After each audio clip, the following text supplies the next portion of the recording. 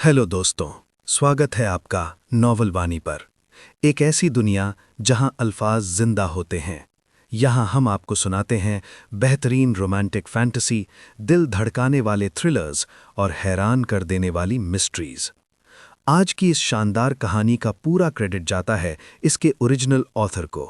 हमारा मकसद सिर्फ इन बेहतरीन कहानियों को एक नई आवाज देना है।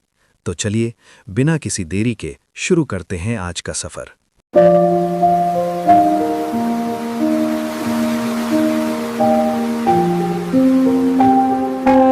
चैप्टर 551। अंडरग्राउंड डोजो पूरी तरह से अंधेरे में डूबा हुआ था, और जैसे ही सनी ने इकोर की उस बूंद को हकीकत में बदलने का इरादा किया, वो अंधेरा अचानक जैसे जिंदा हो उठा। अनगिनत परछाइयां उसके चारों ओर घूमने और नाचने लगी, जिससे एक अदृश्य भंवर सा बन गया। उनका हिलना डुलना अजीब और बेतरतीब था, जिसमें एक तरह की उम्मीद, उत्साह और तड़प छिपी थी। धीरे धीरे उसके सामने हवा में सुनहरे रंग की चिंगारियां नजर आने लगी, और फिर वो अंतरिक्ष में एक ही बिंदु की तरफ तेजी से बढ़ी और मिलकर एक छोटी सी चमकती हुई बिंदु में बदल गई। हालांकि मेमोरी अभी तक सामने नहीं आई थी। इसके बजाय और भी ज्यादा चिंगारियां उसमें उड़कर जाने लगी, हजारों लाखों की संख्या में, जब तक कि आखिरकार ऐसा लगने लगा जैसे चमकीले सुनहरे प्रकाश की चौड़ी धाराएं लगातार उस बढ़ती हुई रोशनी की गेंद में बह रही हों। ये लगभग पूरे 1 मिनट तक चलता रहा, और जब चिंगारियां आखिरकार गायब हो गईं, तो सनी के सामने हवा में सुनहरे तरल की एक शानदार बूंद तैर रही थी। ये एक खूबसूरत रोशनी से भरी हुई थी, जो आंखों को चुभने वाली तो नहीं लग रही थी, लेकिन किसी तरह पूरे डोजों को रोशन करने में सक्षम थी। हालांकि उस चमकती हुई दिव्य खून की बूंद में कुछ डार्कनेस भी थी। उसकी सुनहरी चमक के विपरीत उसके आसपास की परछाइयां अब अचानक बहुत गहरी, डार्क और साफ नजर आ रही थी। उनका सारा मूवमेंट रुक गया, जैसे वो श्रद्धा और सम्मान से जम गई हो। तो ये शैडो गॉड का खून है। सनी ने खुद को इकोर की उस बूंद से नजरें हटाने पर मजबूर किया और उसे डिस्क्राइब करने वाले रून्स को सामने बुलाया। उसे ये सुनिश्चित करना था कि उसका अंदाजा सही था। उम्मीद और टेंशन के साथ उसने पढ़ा: memory, drop of ichor, memory rank unknown, memory tier unknown, memory type unknown. बिल्कुल पिछली बार की तरह बिना हैरान हुए उसने अपनी नजरें नीचे की और रून्स की उस लाइन को पढ़ा जो उसका असली लक्ष्य थी। Memory description. पहले सिर्फ एक असीम, शाश्वत शून्यता थी। उस अंधेरी खाई से अननोन पैदा हुए, बिल्कुल खुद अराजकता की तरह। वे अंतहीन और हमेशा रहने वाले थे, विशाल और हमेशा बदलने वाले। लेकिन फिर आई इच्छा, और उसके साथ आई दिशा। उसी से देवताओं का जन्म हुआ। जब देवता प्रकट हुए, तो शून्यता अब शाश्वत नहीं रही। जब देवता प्रकट हुए, तो अंधेरा अब अंतहीन नहीं रहा। जब देवता प्रकट हुए, तो अराजकता अब बिना किसी व्यवस्था के नहीं रही। देवता प्रकट हुए और अपने साथ युद्ध लेकर आए। दिव्य रक्त की ये बूंद शैरो द्वारा उस युद्ध के एक युद्ध क्षेत्र में बहाई गई थी। इससे पहले कि शून्यता को बांधा गया था। सनी रून्स को घूरता रहा। वो पूरी तरह से हैरान था। ये हजम करने के लिए बहुत बड़ी बात थी। तो अननोन के विपरीत, अननोन सच में एक प्रकार के जीव थे। ऐसे आदिम जीव जो समय, स्थान और यहां तक कि मृत्यु से भी पहले एक असीम अंधेरी शून्यता में मौजूद थे। और देवता उनसे अलग थे, लेकिन उनके रिश्तेदार भी थे। कम से कम अब यह साफ था कि राक्षसों और उनके विद्रोह से बहुत पहले देवताओं ने किस भयानक दुश्मन का सामना किया था, और शैडो गॉड को मृत्यु बनाने के लिए मजबूर क्यों होना पड़ा था। वे शाश्वत जीवों को हराने में और कैसे सक्षम हो पाते? क्या समय, स्थान और अन्य कॉन्सेप्ट जिन्हें सनी ने हमेशा परम माना था, वे भी देवताओं द्वारा अननोन के खिलाफ युद्ध में हथियारों के रूप में बनाए गए थे, कम से कम यह बताना आसान था कि किस पक्ष की जीत हुई थी। हालांकि सबसे डरावनी डिटेल यह थी कि डिस्क्रिप्शन में यह कभी नहीं कहा गया था कि आदिम शून्यता नष्ट हो गई थी, केवल यह कि इसे बांधा गया था। क्या वो अभी भी बंधी हुई थी अब जब देवता मर चुके थे? सनी कांप उठा और उसने अपना सिर हिलाया। उस छोटे से डिस्क्रिप्शन में बहुत सारी जानकारी थी जिसके और भी बड़े मायने थे। वो इतने कम समय में उस सब को समझ नहीं सकता था। शायद इस बूंद को कंज्यूम करने के बाद मुझे और पता चले। वो हिचकिचाया, फिर एक बार फिर सुनहरे तरल की उस चमकदार बूंद की ओर देखा। तुरंत ही स्पेल की आवाज गूंजी। हालांकि इस बार उसकी आवाज में वो हल्का सा उत्साह नहीं था। अजीब है, आपको इकोर की एक बूंद मिली है, क्या आप इसे कंज्यूम करना चाहते हैं? सनी ने गहरी सांस ली। उसे पिछली 2 बार याद आ गई जब उसने दिव्यता के एक टुकड़े को निगलने का फैसला किया था और जो भयानक दर्द उसे सहना पड़ा था। फिर उसने अपने दांत पीसे और कहा, हां, तथास्तु। इसका क्या मतलब है?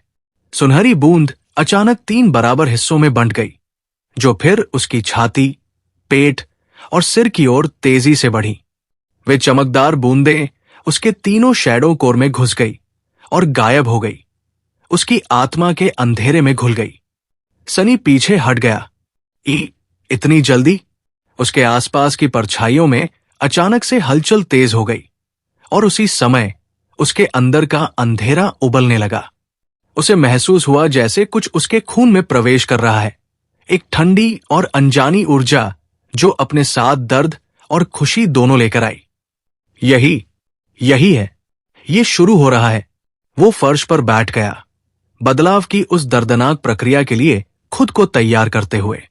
ठंडी ऊर्जा उसके पूरे शरीर में फैल गई, उसके हर कोने तक पहुंच गई। वो उफान मार रही थी, उसके अस्तित्व के मूल तत्व में समा जाने के कगार पर थी। और तभी कुछ अजीब हुआ। सनी ने झटके और डर से अपनी आंखें चौड़ी कर ली। जैसे ही शैडो गॉड का वंशज गुण उसकी रगों में बहने लगा, ब्लड वीव भी अचानक उफान मारने लगा। लेकिन उसका व्यवहार बिल्कुल भी सामान्य नहीं था, या सनी के कारण नहीं था। वो अपनी ही मर्जी से काम कर रहा था और एक भयानक डार्क इरादे से भरा हुआ लग रहा था, और भूख से भी। क्या? वो एक ऐसे दर्द के लिए तैयार था जिसे शब्दों में बयां नहीं किया जा सकता, लेकिन वो दर्द कभी आया ही नहीं।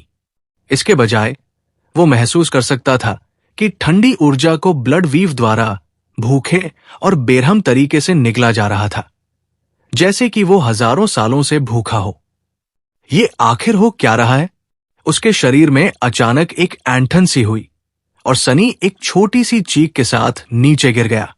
उसके अंदर 2 ताकतें उसके अस्तित्व पर कंट्रोल पाने के लिए लड़ रही थी। एक थी शैरो गॉड की शक्ति और दूसरी थी ब्लड वीव। और इस बात के बावजूद कि एक पूरी थी और असल दिव्यता से आई थी, जबकि दूसरी टूटी हुई और अधूरी थी। वीवर की वो वर्जित विरासत जीत रही थी। ये एक जंगली जानवर की तरह था जिसने अपने शिकार के नरम मांस में अपने दांत गड़ा दिए थे और उसे छोड़ने से इनकार कर रहा था। रुको, तुम क्या कर रहे हो? और इससे पहले कि उसे कुछ समझ आता, सब खत्म हो गया था। शैडो गॉड के वंशज की ठंडी ऊर्जा जा चुकी थी और ब्लड वीव अपने सामान्य रूप में वापस आ गया था, एक बार फिर शांत, जैसे कुछ हुआ ही ना हो। शांत, लेकिन फिर भी ज्यादा ताकतवर। जैसे ही सनी ने गहरे सदमे में अंधेरे की ओर देखा, उसे कोई नया एट्रीब्यूट मिलने की कोई घोषणा नहीं हुई। इसके बजाय स्पेल ने अपनी आवाज में एक डार्क संतुष्टि के साथ कहा, ब्लड वीव इवॉल्व हो गया है, बोन वीव इवॉल्व हो गया है, एम्बर ऑफ डिविनिटी इवॉल्व हो गया है, तुम्हारी मेमोरी नष्ट कर दी गई है। सनी काफी देर तक चुप रहा और फिर उसने गुस्से और झुंझलाहट से भरी एक चीख निकाली, वीवर, तू कमीना है।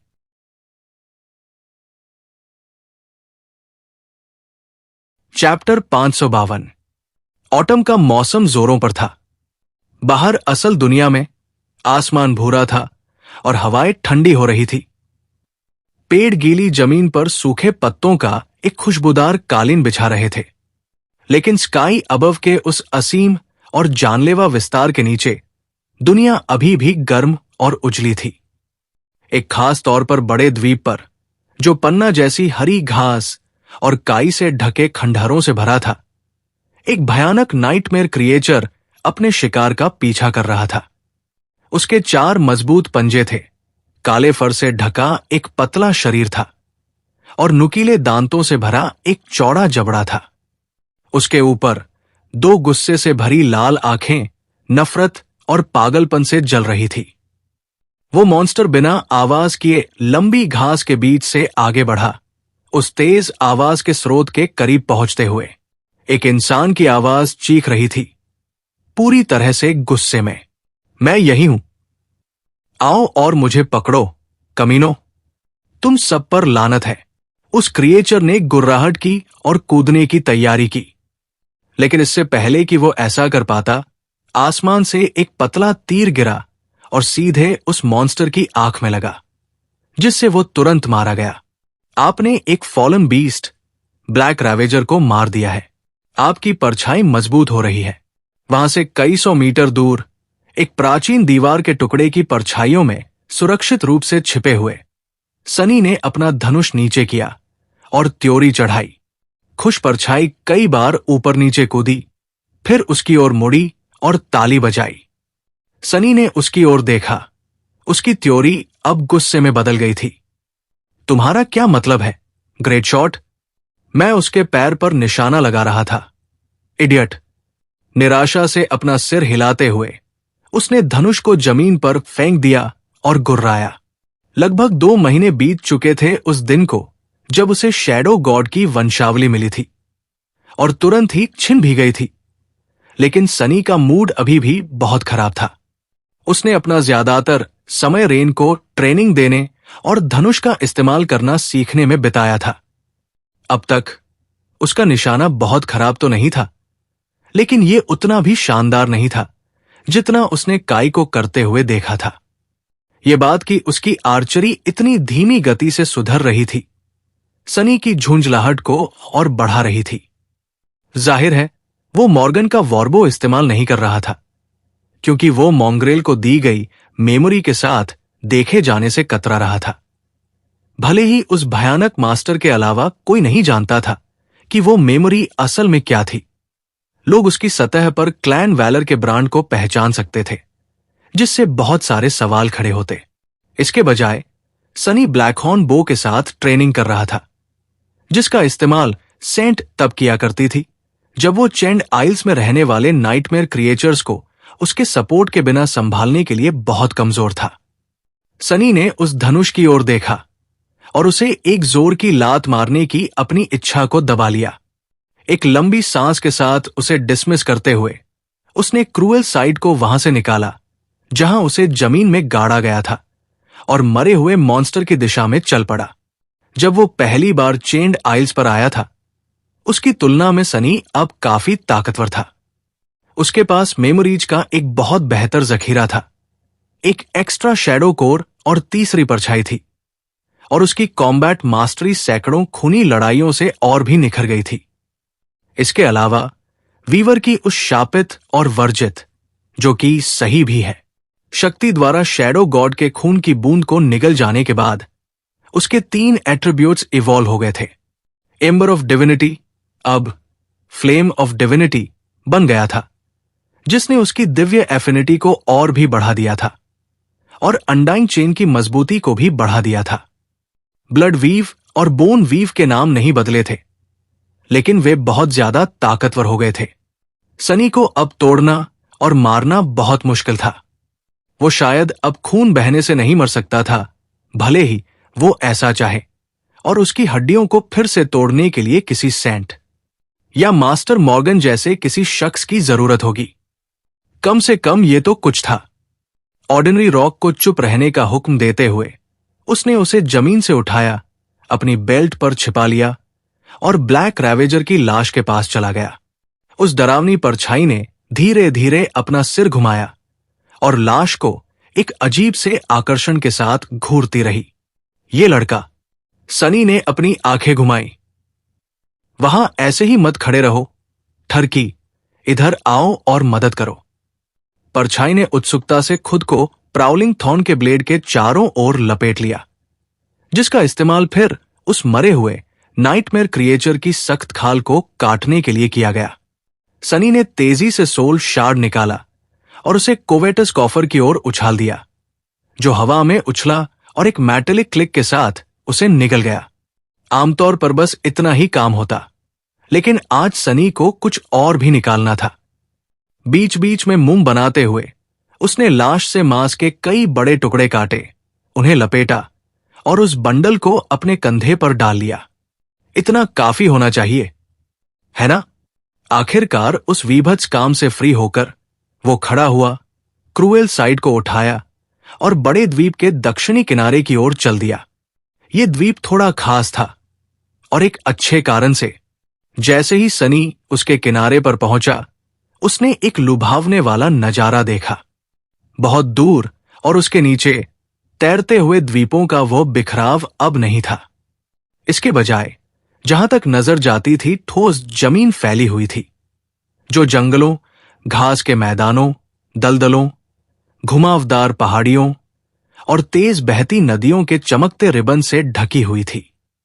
द्वीप के किनारे और बाकी ड्रीम रेल्म के बीच एक डार्क, अथाह खाई फैली हुई थी और वे नदियां उसमें गिर रही थी, जिससे शानदार झरने बन रहे थे। जहां वो खड़ा था, उसके पास एक खंडहर हो चुका किला जमीन से उठ रहा था और उसके फाटकों से एक विशाल लोहे की जंजीर, जो द्वीपों को एक साथ जोड़ने वाली विशाल जंजीरों से कई गुना मोटी थी, खाई में फैली हुई थी, जो उस गहरी डार्क खाई के दूसरी तरफ की मिट्टी से जुड़ रही थी। ये चैंड आइल्स के एंकर्स में से एक था और वो रास्ता था जिससे अवेकन दक्षिण की जमीनों से यहां आते थे, जो ग्रेट क्लैन वैलर की थी। कम से कम उतना जितना इस नाइटमेयर की दुनिया में इंसानों का कुछ हो सकता था। सनी ने सूरज की तरफ देखा और फिर आग जलाने में व्यस्त हो गया।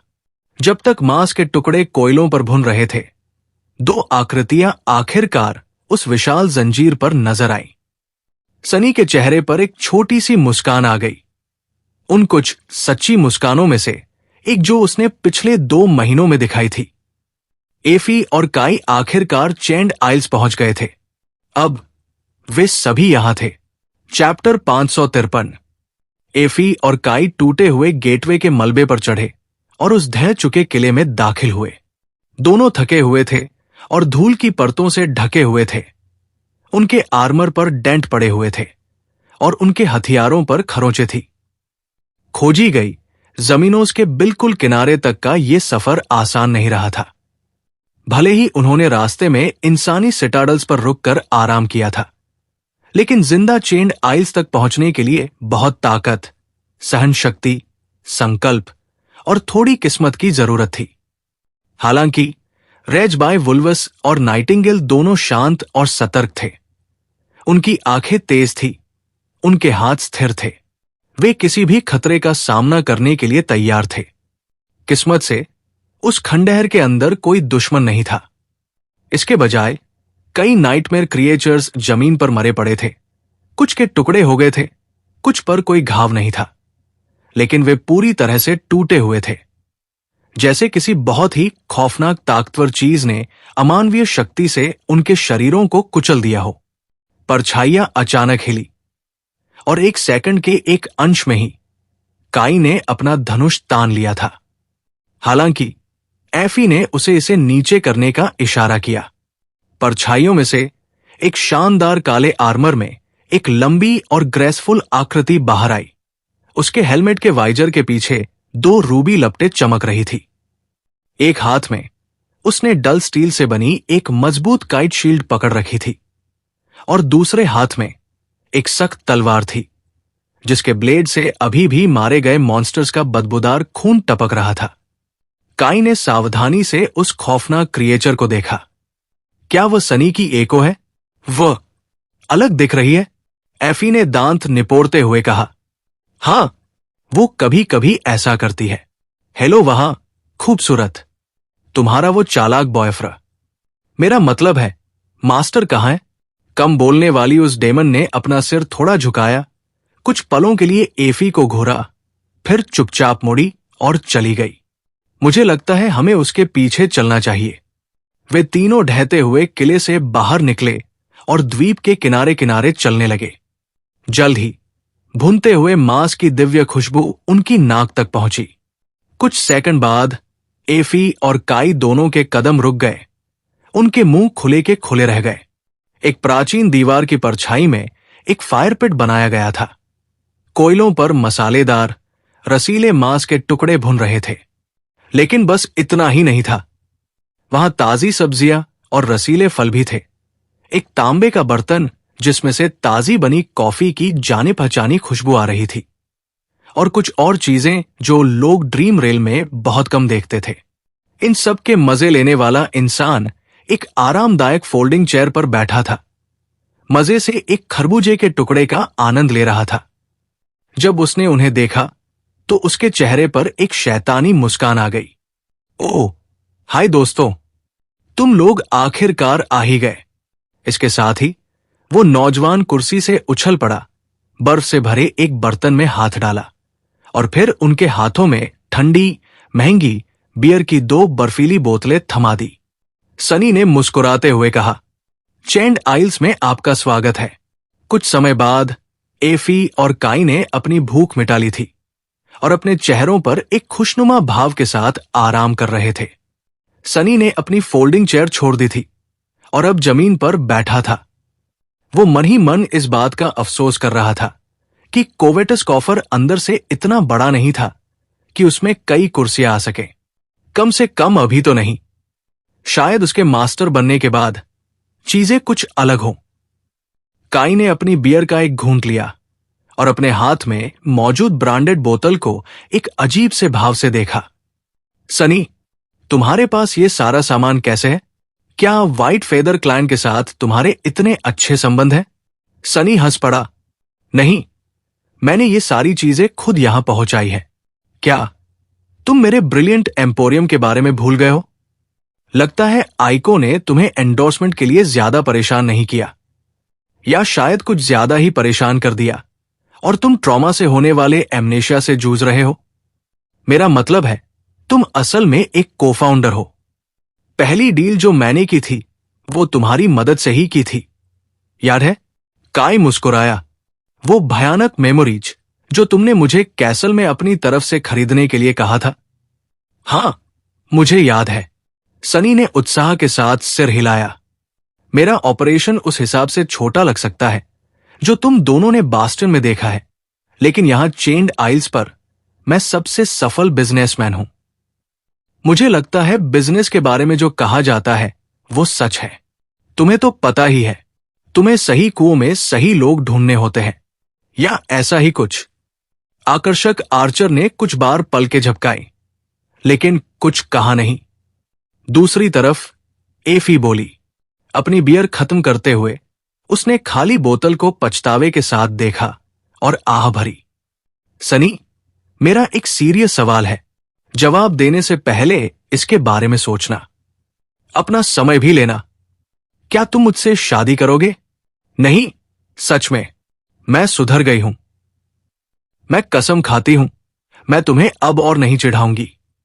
मुझे तुम्हारे किसी गर्लफ्रेंड के होने से भी ऐतराज नहीं होगा। बस मुझे ये सारा सामान सप्लाई करते रहना। उसने चिढ़ाते हुए कहा।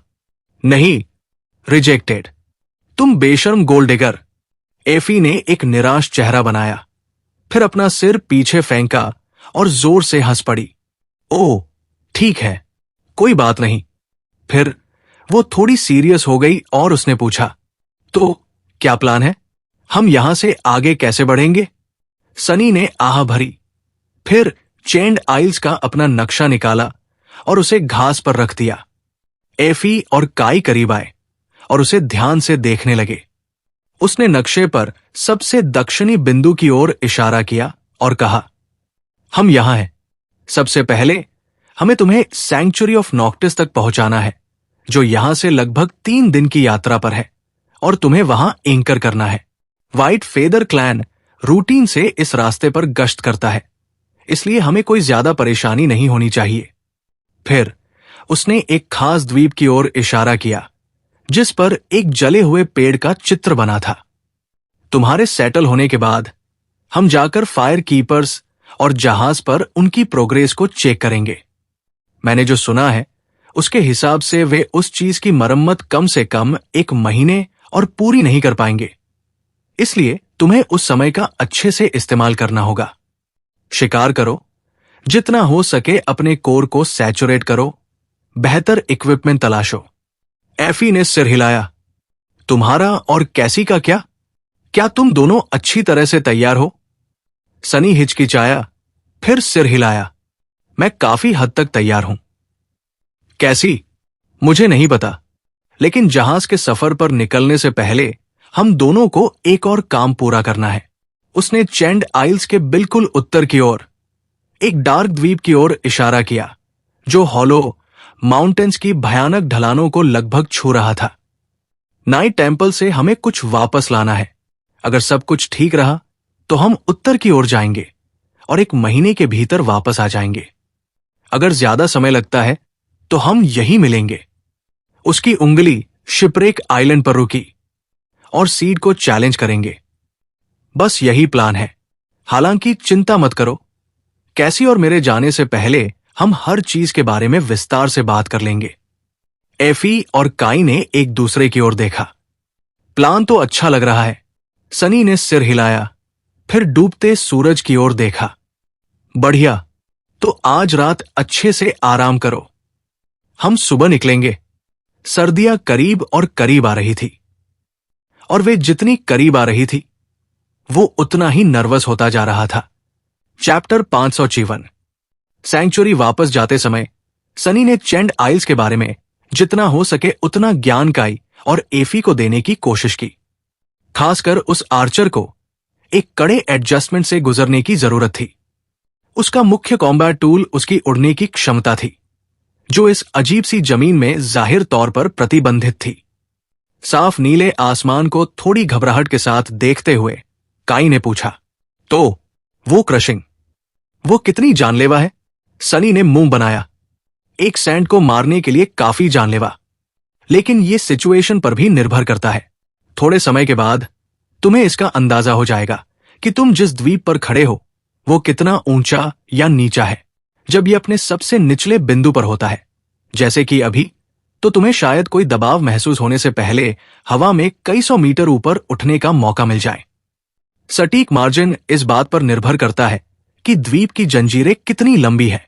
वह रुका, फिर आगे बोला, हालांकि जब ये ऊपर या नीचे जा रहा हो तो बेहतर होगा कि तुम या तो जमीन पर ही रहो या 1 दर्जन मीटर से ज्यादा ऊपर मत उड़ो। और अगर ये पहले ही चोटी पर पहुंच चुका है, खैर, तुम्हें वास्तव में किसी दूसरे द्वीप पर भाग जाना चाहिए था। लेकिन अगर तुम समय पर ऐसा करने में फेल रहे तो जमीन पर लेट जाओ और प्रार्थना करो। अगर जंजीरें काफी छोटी है तो तुम बच जाओगे। काई ने स्काई अबव को कुछ और देर देखा, फिर नीचे देखा। द्वीपों के नीचे के बारे में क्या मैं वहां खुलकर उड़ सकता हूं? सनी ने सिर हिलाया। सैद्धांतिक रूप से हां, स्काई बिलो आमतौर पर सुरक्षित है, वहां बस कुछ नहीं है। लेकिन ये केवल इसकी गहराइयों के लिए सच है। द्वीपों का निचला हिस्सा असल में उनकी सतह से कहीं ज्यादा खतरनाक है। जो जीव वहां रहते हैं वे इस जगह की असली दहशत है। उनमें से कुछ वही रुके रहते हैं, कुछ द्वीपों के बीच शिकार करते और पलायन करते हुए अंधेरे से गुजरते हैं। तो द्वीपों के नीचे उड़ना अपने आप में जानलेवा है। एफी क्रशिंग को लेकर कम चिंतित थी, क्योंकि उसकी मजबूत बनावट उसे मास्टर रुआन या खुद सनी जैसे किसी व्यक्ति के बराबर इसे सहने की अनुमति देती थी। हालांकि वो उन सभी प्रकार के नाइटमेयर क्रिएचर्स में बहुत दिलचस्पी रखती थी जो इस क्षेत्र में रहते थे। ये हंट्रेस उनके जाने से पहले बचे 1 महीने में अपने कोर को पूरी तरह से सैचुरेट करने के लिए दृढ़ थी। सनी ने चैंड आइल्स के निवासियों के बारे में अपना सारा ज्ञान शेयर किया। उसने कई महीने स्थानीय मॉन्स्टर से लड़ते हुए बिताए थे, इसलिए वो बहुत कुछ जानता था। कौन से जीव किस द्वीप पर आते जाते हैं, वे अपने शिकार पर कैसे हमला करते हैं, उनकी कमजोरियां क्या है, और इसी तरह की और भी चीजें। वो ये भी जानता था कि किन द्वीपों से हर कीमत पर बचना चाहिए। उनकी यात्रा के अंत तक एफी भी उसके द्वारा जुटाए गए ज्ञान की मात्रा से प्रभावित दिख रही थी। मुझे लगता है एकेडमी तुम्हें मुफ्त में पैसे नहीं देती। तुमने वास्तव में बहुत रिसर्च की है। सनी मुस्कुराया। जब मैं नाइटमेयर क्रिएचर्स का शिकार करता हूं तो मुझे उनके शार्ड्स बेचने का मौका मिलता है और रिसर्च फैकल्टी से भी पैसे मिलते हैं। इतना सारा पैसा, क्या ये किसी सपने जैसा नहीं है? वो खिलखिलाकर हंस पड़ी। तुम्हारे बारे में सबसे अच्छी बात यह है सनी कि तुम्हें खुश करना बहुत आसान है। इसका क्या मतलब है? इसी बीच एफी ने पूर्व दिशा की ओर देखा और थोड़ी टेंशन के साथ पूछा, इस क्षेत्र पर राज करने वाली सेंट के बारे में क्या ख्याल है? उसके बारे में तुम्हारी क्या राय है? सनी ने थोड़ी देर सोचा, फिर अनिश्चितता के साथ कहा, स्काई टाइड। वो थोड़ी एकांत प्रिय है। मुझे सच में नहीं पता, लेकिन उसके पति वास्तव में एक अच्छे इंसान है, इसलिए मेरी नजरों में उसे कुछ पॉइंट्स मिले हैं। एफी हल्की सी मुस्कुराई और बातचीत को आगे नहीं बढ़ाया। तीसरे दिन वे आखिरकार सैंक्चुरी पहुंच गए। चूंकि रेज बाय वुल्वस और नाइटिंगेल दोनों ही हाई प्रोफाइल थे, इसलिए तीनों को गेटवे पर जाने से पहले सेंट टायरिस के साथ भोजन करने के लिए आमंत्रित किया गया था। डिनर काफी सुखद था, लेकिन जब प्लेटें खाली हो गईं तो असली बातचीत शुरू हुई।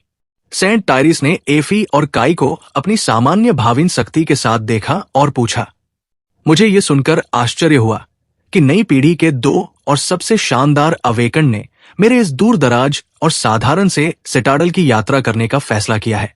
अगर आप मेरी बेरुखी को माफ करें तो मुझे ये खुशी किस वजह से मिली है? तीनों ने एक दूसरे की ओर देखा। उन्होंने पहले ही चर्चा कर ली थी कि क्या कहना है। इस समय अपने इरादे को गुप्त रखने का कोई उचित तरीका नहीं था, इसलिए बात को बाहर आने देना ही ज्यादा आसान था। जवाब देने से पहले काई विनम्रता से मुस्कुराया। उसकी वो मुस्कान इतनी आकर्षक थी कि महिलाओं की भीड़ वही बेहोश हो जाए। लेकिन स्काई टाइड ने पलक भी नहीं झपकाई। हम यहां एक नाइटमेयर सीड को चैलेंज करने के इरादे से आए हैं। सनी, अवेकेंड सनलेस ने कुछ समय पहले ही एक की खोज की है। चूंकि सीड को खिलने में अभी सालों बाकी है और फिलहाल ये असल दुनिया के लिए कोई खतरा नहीं है, इसलिए उसने आपको सूचित नहीं किया। कृपया उसे इस गलती के लिए माफ कर दें। मास्टर रोआन ने त्योरी चढ़ाई। चैंड आइल्स पर एक सीड है, कहा। एफी ने नीचे की ओर इशारा किया। वहां तक पहुंचने के लिए हमें स्काई बिलो की गहराइयों में उतरना होगा। सॉन्ग ऑफ द फॉलन भी हमारे साथ जुड़ने वाली है। हम उस प्राचीन जहाज का उपयोग करने की योजना बना रहे हैं जिसकी फायर कीपर्स मरम्मत कर रहे हैं। रोआन ने कुछ बार पलकें झपकाई। खैर, ये तो काफी एक्स्ट्रावागेंट है। कम से कम ये कुछ चीजों को समझाता है, मुझे लगता है। सेंट टायरिस कुछ पलों तक रुकी रहीं, फिर समान स्वर में पूछा, क्या आप निश्चित हैं कि आप एक सेकंड नाइटमेयर में प्रवेश करना चाहते हैं? आप चारों को अवेकन हुए अभी 1 साल से भी कम समय हुआ है। ज्यादातर लोग स्पेल के परीक्षण की कठोरता के लिए तैयार होने में बहुत अधिक समय लेते हैं, और तब भी कई लोग बच नहीं पाते हैं। एफी के चेहरे पर एक जंगली मुस्कान आ गई। निश्चित?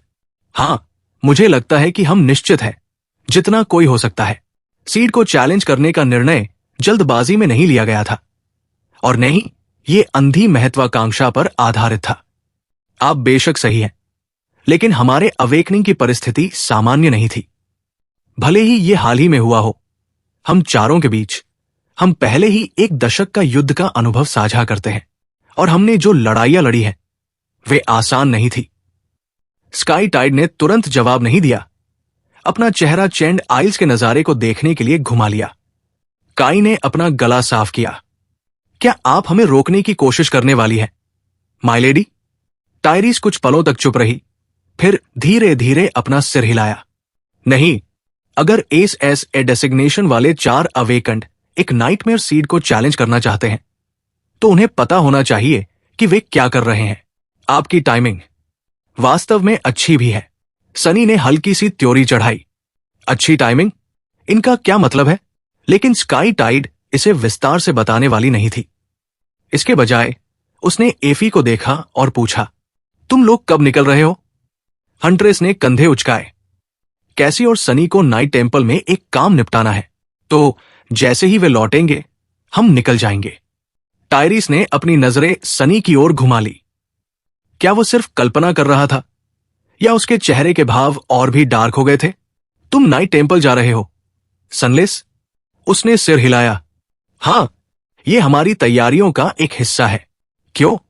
खूबसूरत सेंट कुछ पलों तक चुप रही, फिर बस इतना ही कहा, वहां रहने के दौरान नियमों का सख्ती से पालन करने का ध्यान रखना। सनी ने विनम्रता से सहमति जताई, हालांकि अंदर ही अंदर वो थोड़ा परेशान था। खैर, वो बिल्कुल भी खतरनाक नहीं लग रहा था। कैसी भी नाइट टेम्पल को लेकर थोड़ी आशंकित लग रही थी। आखिर वो कैसी जगह थी? चैप्टर 555। कुछ दिनों बाद सनी के घर में एक स्वादिष्ट महक धीरे धीरे फैल रही थी। वो इस समय पहली मंजिल के किचन एरिया में था। खाना पकाने के कई बर्तनों के साथ तालमेल बिठाते हुए एक खुशनुमा धुन सीटी बजा रहा था। चूल्हे पर कई पैन और बर्तन उबल रहे थे और उसके चारों ओर काउंटर टॉप्स पर ताजी सामग्री बिखरी हुई थी। आह, इसकी खुशबू कितनी अच्छी है।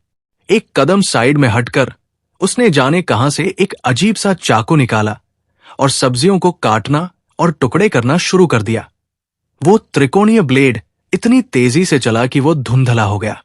रेन, जिसे आलू छीलने का काम सौंपा गया था, ने उसे एक लंबी और डार्क नजर से देखा। सनी, तुम्हारी ईमानदारी और पेशेवर इंटीग्रिटी पर शक तो नहीं है, लेकिन आखिर ये मेरी ट्रेनिंग का हिस्सा कैसे है? क्या तुम्हें यकीन है कि तुम मुझे बस सस्ते मजदूर के रूप में इस्तेमाल नहीं कर रहे हो? नहीं, रुको, ये सस्ता भी नहीं है। मैं वास्तव में तुम्हें इसके लिए पैसे दे रही हूं। अपना काम रोके बिना सनी ने उसकी ओर देखा और त्योरी चढ़ाई। क्यों? बेशक, मुझे पूरा यकीन है। इसके अलावा क्या तुम ऐसे ही ब्लेड पकड़ते हो? भगवान के लिए, तुमने अभी उस बेचारे आलू का आधा हिस्सा काट दिया और उसे सिंक में फेंक दिया। इसे छीलना कहते हैं, नष्ट करना नहीं, समझे? तुम्हारी कलाकारी कहां है? तुम्हारी सटीकता कहां है? उस चाकू को बेहतर तरीके से कंट्रोल करो। ये चीजें बहुत महंगी होती हैं। रेन ने कुछ पलों तक गहरी नाराजगी से उसे घूरा, फिर एक भारी आह भरी और आलू छीलना जारी रखा। सनी मुस्कुराया। एफी, जो उसे एक भेड़िए वाले भाव के साथ खाना बनाते हुए देख रही थी, ने एक घूंट निकला। तो ओह, ये अभी तक तैयार नहीं हुआ। उसकी आंखें फड़कने लगी। 40 सेकंड, लानत है। बस इतनी ही देर पहले तुमने यही सवाल पूछा था। सवीन बार, तुम्हें क्या लगता है कि तब से क्या बदल गया है? एफी पलटकर जवाब देने के लिए अपना मुंह खोलने ही वाली थी कि तभी दरवाजे की घंटी बजी। सनी की आंखों में अचानक एक साधु वाली चमक आ गई। ओह, मुझे आश्चर्य है कि ये कौन हो सकता है? उसने रेन की ओर देखा और लापरवाही से कहा, रेन, जाकर देखो कौन है। उस टीनेजर लड़की ने बालों की एक लट को फूंक मारकर अपनी आंखों से हटाया, एप्रन पर अपने हाथ पोंछे और उसे घूरा। क्या अब मैं तुम्हारी दरबान भी हूं? बड़बड़ाते हुए उसने चाकू नीचे रखा और दरवाजे की ओर गई, फिर उसे खोल दिया। सनी गहरी दिलचस्पी के साथ उसे देखता रहा। रेन ने ऊपर देखा, जिससे पता चला कि वो अप्रत्याशित मेहमान काफी लंबा था, और फिर अचानक जम गई। उसका चेहरा इतना पीला पड़ गया कि वो लगभग पूरी तरह से सफेद हो गया और उसकी पुतलियां तश्तरी जितनी चौड़ी हो गई। उसका मुंह खुला का खुला रह गया। ऐसा लग रहा था जैसे वो लड़की खौफ के मारे पैरालाइज्ड हो गई हो। सनी ने अपने हाथ में पकड़ी भारी कुनाई का वजन तौला और पास चला गया। जब वो चल रहा था, रेन के मुंह से एक अजीब सी आवाज निकली, न न न। एक लंबा और बेतहाशा आकर्षक नौजवान बरामदे में खड़ा था और एक विनम्र और दोस्ताना मुस्कान के साथ उसकी ओर देख रहा था।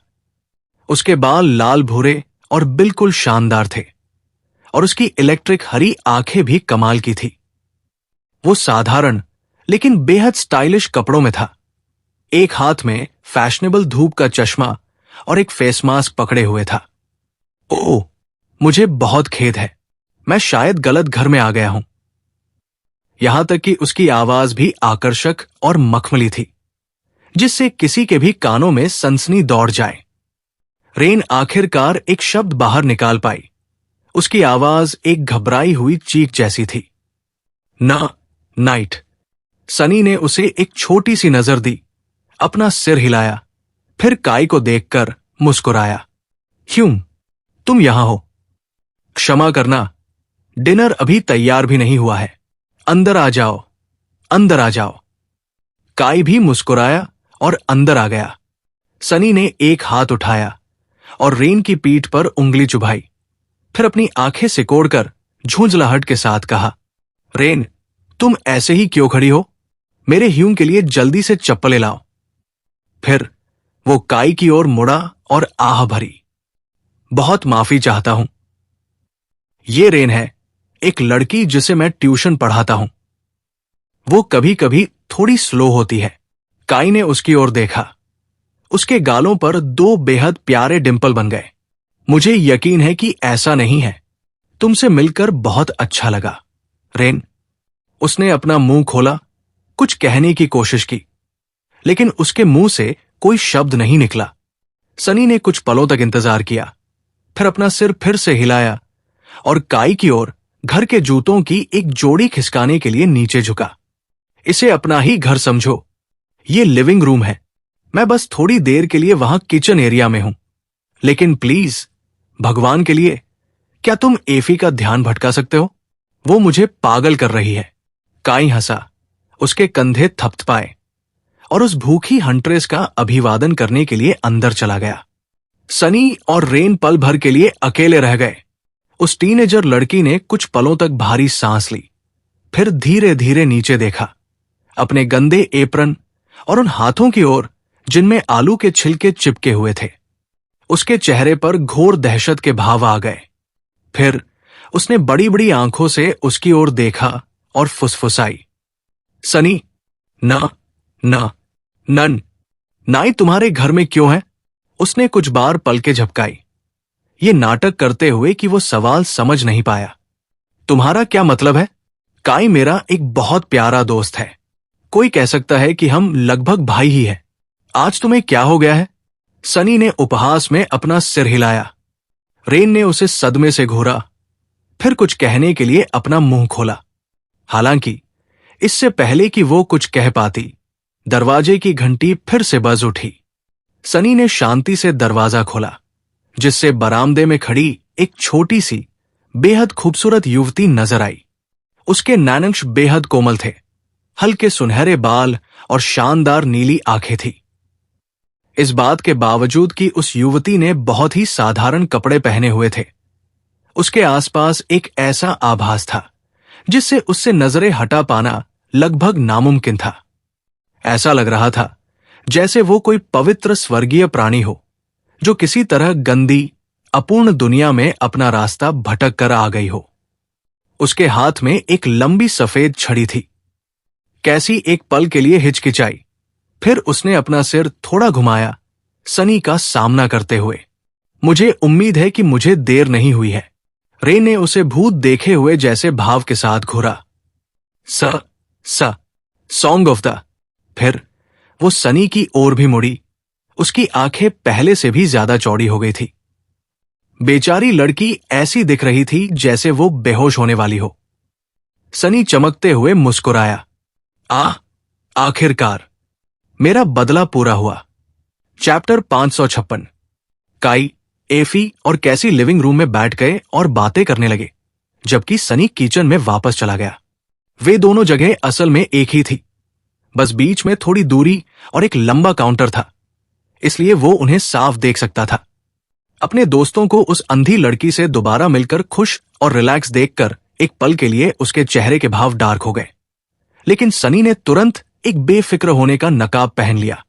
रेन उसके बगल में थी और वह भी उन्हें ही घूर रही थी। उसकी नजर कुछ देर काई पर टिकी रही, फिर कैसी पर। आखिर में उसने एफी की ओर देखा और एक उलझे हुए भाव के साथ उसके चेहरे को पढ़ने लगी। लो, आ गया पल। कुछ पलों बाद उसकी आंखें चौड़ी हो गई। सनी को नहीं लगा था कि वो टीनेजर लड़की पहले से ज्यादा पीली पड़ सकती थी, लेकिन वो गलत साबित हुआ। किसी भूत की तरह दिखते हुए रेन धीरे से उसकी ओर मुड़ी और फुसफुसाई, एफी, वो। सनी ने उसे एक विनम्र मुस्कान दी। हाँ, तुम क्या बड़बड़ा रही हो? फिर उसने लिविंग रूम की ओर देखा और अपनी भौहें उठाई। ओह, क्या तुम चाहती हो कि मैं उसे यहां बुलाऊं? कोई बात नहीं। हे एफ, रेन ने अपने हाथ हिलाए और एक हाथ उसके मुंह पर रख दिया। नहीं, मत बुलाओ। सनी ने अपनी आंखों में एक खामोश सवाल लिए उसे घूरा। लड़की ने उसे देखा, फिर अपने हाथ को, और फिर झिझकते हुए पीछे हट गई। मैं जो कहना चाहती थी वो ये था कि एफी, क्या वह? सनी ने मुंह बनाया। अवेकंड एथेना, जिसे रेज बाय वुल्व्स के नाम से भी जाना जाता है, क्या तुम्हें नहीं पता था? रेन अचानक लड़खड़ाई और खुद को संभालने के लिए काउंटर को पकड़ लिया। उसके चेहरे पर एक अजीब सा शर्मिंदगी भरा भाव आ गया। सच में एफी को ना पहचानने के लिए वो उसे दोष नहीं दे सकता था। उस लड़की को वैसे भी अवेकन लोगों में ज्यादा दिलचस्पी नहीं थी, और सरकार अपने प्रचार में ज्यादातर रेज बाय वुल्व्स के उस हीरो वाले रूप का इस्तेमाल करती थी जैसी वो ड्रीम रेल में दिखती थी। ताकतवर, लंबी और ऊर्जा से भरी हुई उस छवि को इस कमजोर, दुबलिपतली और बीमार सी दिखने वाली युवती से मिलाना आसान नहीं था, जो व्हीलचेयर तक सीमित थी। और ये तो है ही कि एक आम इंसान कभी अपने घर के पिछवाड़े में किसी मशहूर हीरो से मिलने की उम्मीद नहीं करेगा। फिर भी रेन को अभी इस हालत में देखना बहुत ही मजेदार था। लेकिन वो और मैं, हे भगवान, मैंने तो ये तक कह दिया था।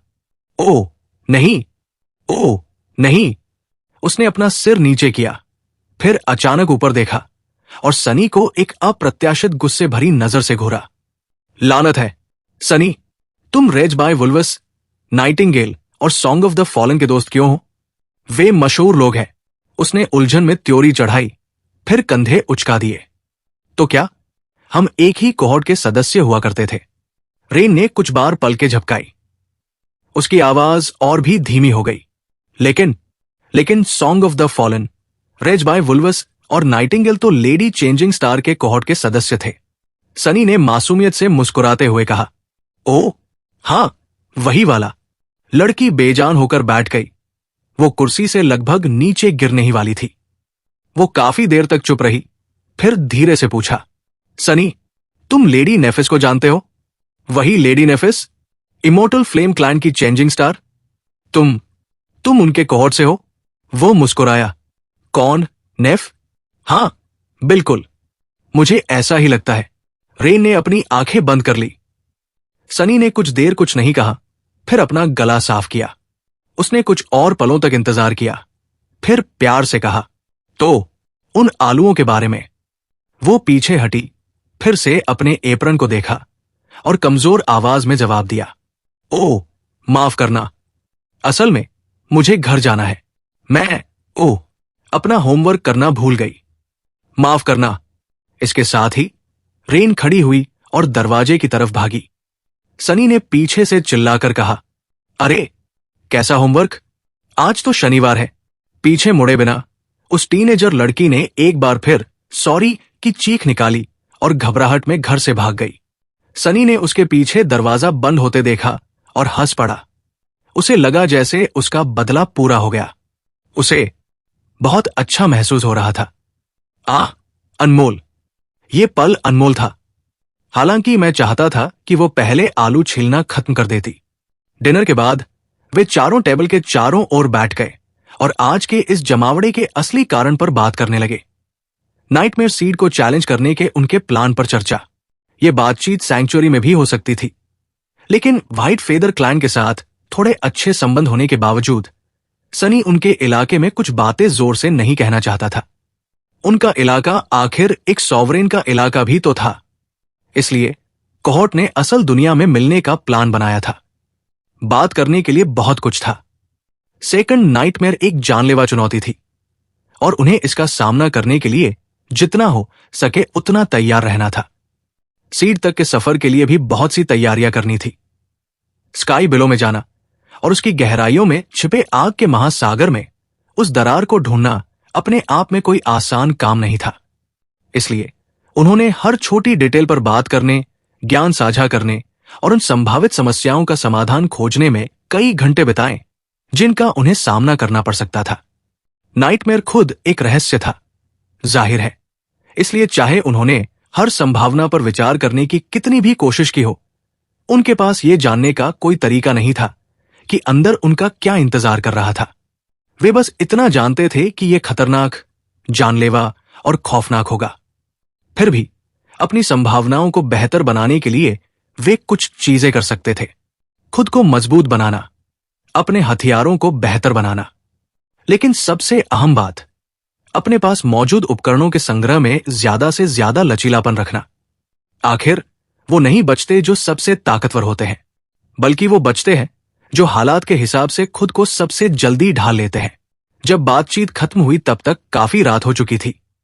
ऐसा लग रहा था कि उन्होंने हर उस चीज पर चर्चा कर ली थी जो वे कर सकते थे, कम से कम अभी के लिए। सनी ने सबके लिए कॉफी बनाई, उसे कप में डाला और कैसी के सामने बैठ गया। अब जबकि बाकी सब कुछ तय हो गया है, चलो नाइट टेम्पल के बारे में बात करते हैं।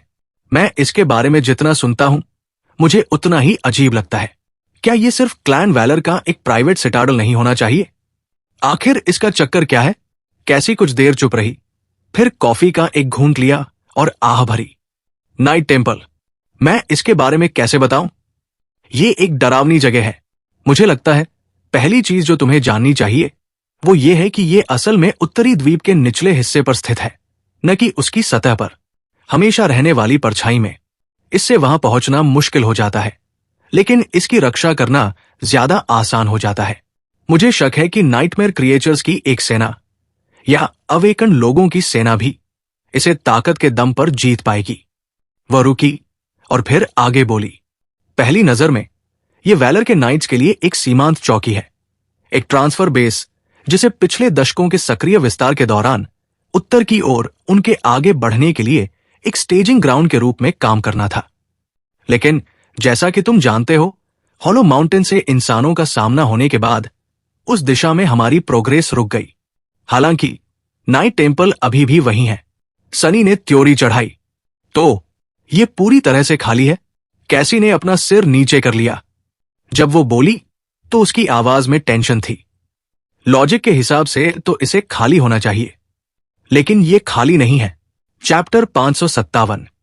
कैसी ने अपने अगले शब्द सावधानी से चुने, इस बात के बावजूद कि हॉलो माउंटेन्स को एक डेथ जोन घोषित किया गया था। ऐसा लगता है कि क्लैन वैलर अभी भी उन्हें एक्सप्लोर करने की महत्वाकांक्षा रखता है। शायद इसीलिए नाइट टेम्पल मौजूद है और वहां एक सेंट तैनात है। सनी ने त्योरी चढ़ाई, यहां तक कि काई और एफी भी हैरान लग रहे थे। मुझे लगा स्काई टाइड चैंड आइल्स पर अकेली सेंट थी। अंधी लड़की ने अपना सिर हिलाया, नहीं, एक और है, सेंट कॉर्मैक। वो सिटाडल की देखरेख करता है और समय समय पर हॉलो माउंटेन्स की धुंध में जाता है, जैसे कुछ ढूंढ रहा हो। वास्तव में इसी तरह मुझे खुद को और अपने कोहॉर्ट को नाइट टेम्पल में एंकर करने की परमिशन मिली थी।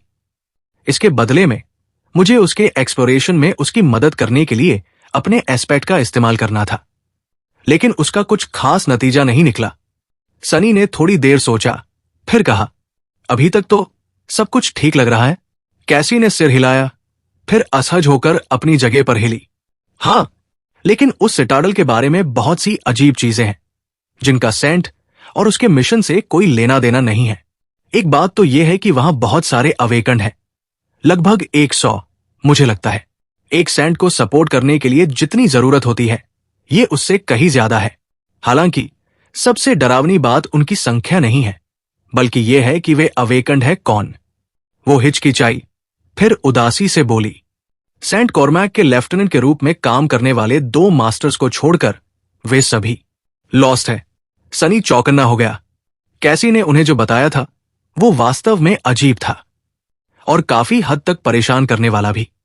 अवेकन लोगों के बीच इतने सारे लॉस्ट नहीं थे, तो फिर उनमें से 100 लोग एक दूर दराज और अलग थलग सिटाडल में एक साथ क्यों इकट्ठा होंगे?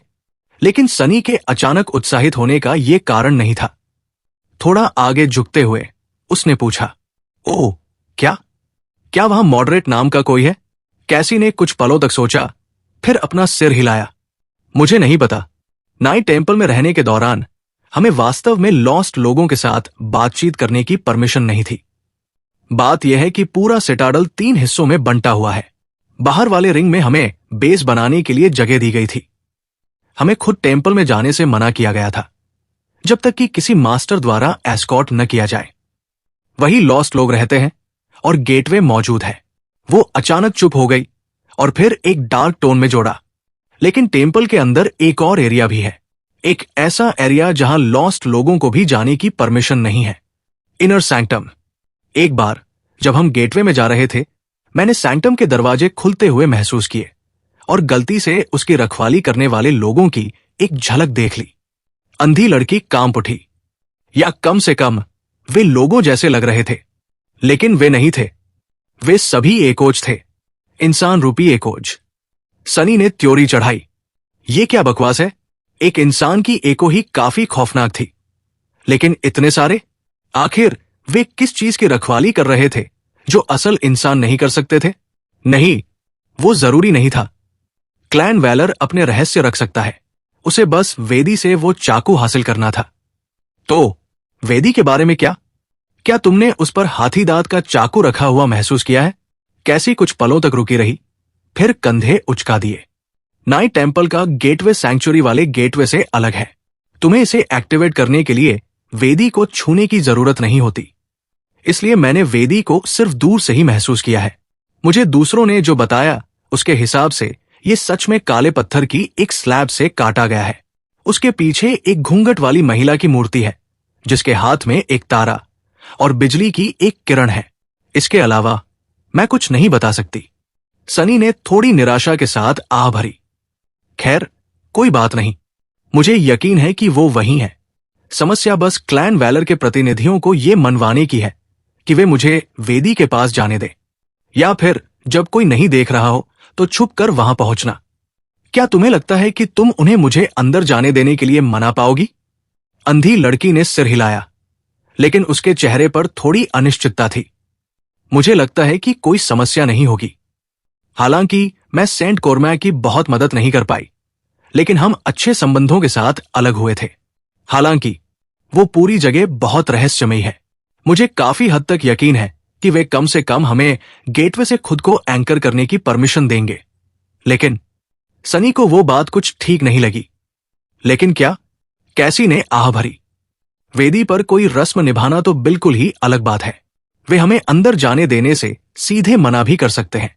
मुझे शक है कि ऐसा होगा, लेकिन एहतियात के तौर पर हमें तैयार रहना चाहिए। जिस दिन हम सैंक्चुरी छोड़ेंगे, हो सकता है सेकंड नाइटमेयर के खत्म होने से पहले गेटवे तक हमारी पहुंच का वो आखिरी मौका हो। सनी ने मुंह बनाया। हालांकि उसे ये मानना बिल्कुल पसंद नहीं था, लेकिन वो सही कह रही थी। बुरे से बुरे हालात के लिए तैयार रहना ही सबसे अच्छा था। तो फिर उसे अगले कुछ दिनों में कुछ काम करने थे। ठीक है, तो हम 2 दिन में निकलेंगे। तुम अपनी तैयारियां कर लो और मैं अपनी कर लूंगा। कैसी ने सिर हिलाया और चुप हो गई। उस खामोशी में एक अजीब सी आवाज सुनी जा सकती थी। सनी मुड़ा और उसने एफी को हाल ही में हुए डिनर का बचा हुआ खाना शोर मचाते हुए खाते देखा।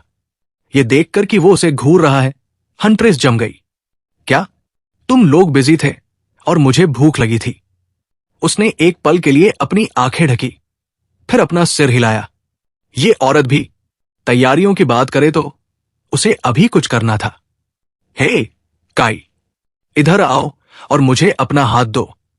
काई ने उसे एक खामोश सवाल के साथ देखा, लेकिन कुछ पूछा नहीं। वो खड़ा हुआ और पास आया, फिर मुस्कुराते हुए एक हाथ आगे बढ़ा दिया। सनी ने उस पर एक उंगली रखी और एक पछतावे भरी आह के साथ 2 मेमोरीज भेज दी, ब्लैक हॉर्न बो और फुल क्विवर। एफी अपने फॉरगॉटन शोर के समय से और एक अवेकन के रूप में शिकार करते हुए बिताए गए महीनों से ताकतवर मेमोरीज से अच्छी तरह लैस थी, लेकिन उस आकर्षक आर्चर के पास अच्छे हथियारों की कमी थी। भले ही सनी को 2 असेंडेड मेमोरीज को छोड़ते हुए दर्द हुआ, लेकिन वो जानता था कि ये अच्छे के लिए था। ये काई को अगले महीने में ज्यादा मजबूत होने और नाइटमेयर के लिए बेहतर तरीके से तैयार होने का मौका देने वाला था। साथ ही उसके पास अभी भी मॉर्गन का वॉर्बो और स्ट्राइक ऑफ थंडर था। काई ने उलझन में त्योरी चढ़ाई, फिर खालीपन में घूरा, साफ तौर पर रून्स को पढ़ते हुए। फिर उसकी आंखों में एक उत्साह भरी चमक आ गई। ओह, शुक्रिया सनी। सनी ने त्योरियां चढ़ाई। अब मुझे गलत मत समझना, ये कोई गिफ्ट नहीं है, मैं इन्हें तुम्हें उधार दे रहा हूं। उधार, समझे? ब्रिलियंट एम्पोरियम एक सम्मानित बिजनेस है, कोई खैरात बांटने की जगह नहीं। मैं इसके पूरे चुकाए जाने या इसके बराबर की किसी चीज की उम्मीद करूंगा भविष्य में, समझ गए? काई चहक उठा और एक चौड़ी मुस्कान के साथ उसे देखा। ओह, ये कितना स्वीट है। सनी की त्योरियां और गहरी हो गई। स्वीट? इसका क्या मतलब है? स्वीट? इस बेवकूफ को क्या दिक्कत है? मैंने उसे अभी बताया कि वो अब कर्ज में डूब गया है। सूरज पहले ही उग रहा था और इसका मतलब था कि अब उन्हें अलग होना था। हर किसी को बहुत काम करने थे। जब सब चले गए तो सनी कुछ देर तक खाली प्लेटों से भरी टेबल को घूरता रहा और फिर आह भरी। किसी तरह उसे लगा कि वे कुछ समय के लिए इस तरह का शानदार डिनर नहीं कर पाएंगे। चैप्टर 558। सुबह पहले ही हो चुकी थी, इसलिए उसने सोने जाने की जहमत नहीं उठाई और बस अपने लिए और कॉफी बनाई, उसे एक कप में डाला और बरामदे में जाकर बैठ गया। उस लंबे प्लानिंग सेशन की दिमागी थकान ने उसके ख्यालों को थोड़ा धीमा कर दिया था, लेकिन सनी जानता था कि वो बिना किसी परेशानी के कुछ और दिनों तक जागता और होश में रह सकता था। जब तक असल दुनिया के उसके सारे काम पूरे नहीं हो जाते, वो ड्रीम रेल में वापस नहीं जाने वाला था। तो सनी ने बस थोड़ी देर आराम किया, भोर को देखते हुए और उन सभी चीजों के बारे में आराम से सोचते हुए जो उसे करनी थी। टीचर जूलियस को अलविदा कहना है, आइको से एम्पोरियम के बारे में बात करनी है। सेकंड नाइटमेयर को जीतने में बहुत समय लग सकता था, इसलिए यह सवाल था कि उसने उसे जो सोल शार्ड्स की सप्लाई दी थी वो कब तक चलेगी। सनी वापस आकर यह नहीं देखना चाहता था कि उसकी दुकान के दरवाजे बंद हो चुके हैं और उसने अपने सारे ग्राहक खो दिए हैं। उसने कॉफी का एक घूंट लिया और नीचे देखा। बेशक इस बात की बहुत ज्यादा संभावना थी कि वो कभी वापस ही ना आए। सनी ने खुद को किसी धोखे में नहीं रखा। वो चाहे कितना भी ताकतवर क्यों ना हो और उसकी प्रोग्रेस कितनी भी तेज क्यों ना रही हो, ये नाइटमेयर पूरी तरह से जानलेवा होने के अलावा और कुछ नहीं होने वाला था। जैसे सारे नाइटमेयर हुआ करते थे, उससे भी बेहतर लोग इसके अंदर गए थे और कभी वापस नहीं आए। मौत की संभावना बहुत असली थी। क्या भविष्य के लिए योजना बनाने का कोई मतलब ही था? जब वो इसके बारे में सोच रहा था, तभी अचानक बरामदे की ओर जाने वाले रास्ते पर हल्के कदमों की आवाज सुनाई दी। सनी थोड़ा मुस्कुराया और फिर ऊपर देखा। रेन कुछ कदम दूर खड़ी थी, थोड़ी झिझक के साथ उसकी ओर देख रही थी। ओह, क्या तुम्हारे मेहमान अभी भी यहीं हैं? उसने अपना सिर हिलाया। अच्छा है, मेरा मतलब बुरा है? मैं बस तुमसे बात करना चाहती थी। अकेले? बस इतना ही। सनी ने एक भौं उठाई। ओह, किस बारे में?